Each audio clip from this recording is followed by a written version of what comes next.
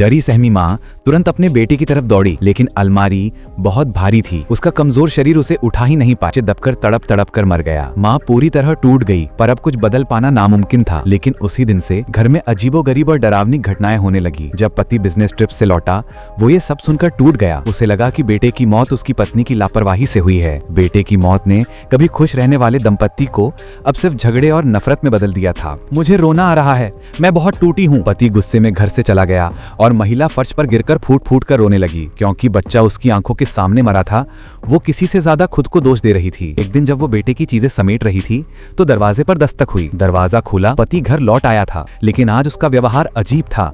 वो बड़े प्यार से पत्नी को चूमता है, जैसे सारा दर्द भूल गया हो। पर जब वो सोफे पर बैठता है तो उसकी बात सुनकर पत्नी का चेहरा सफेद पड़ जाता है। पति कहता है, अभी रास्ते में तुम्हारी मौसी मिली, हमने थोड़ी बात भी की, वो कल घर आने वाली हैं। पत्नी के हाथ कांपने लगे, क्योंकि उसकी मौसी तो 30 साल पहले मर चुकी थी। और तभी दरवाजे पर फिर से तेज दस्तक हुई। वो जब दरवाजे तक पहुंची तो सामने वही गुस्सैल पति खड़ा था, असली वाला। वो झट से पीछे मुड़ी, सोफे पर कोई नहीं था, पहले वाला आदमी गायब था। अब उसे लगा शायद वो पागल हो गई है। थोड़ा मन शांत करने के लिए वो टहलने निकल गई, पर जैसे ही उसने सड़क पार की, सामने वही अलमारी खड़ी थी जिसने उसके बेटे की जान ली थी।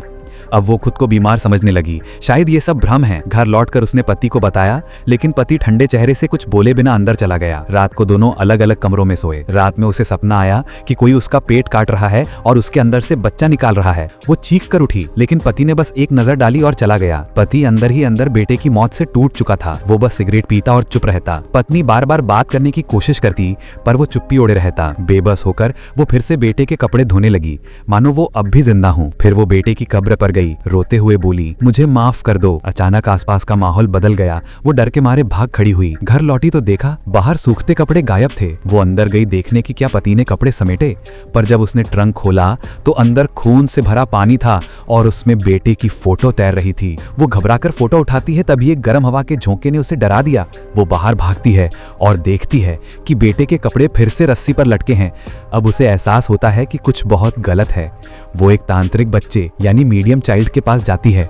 वो उसके खून से बनी जलधारा में देखता है एक मृत गर्भवती और पुराना शापित गुड़िया दिखाई देती है।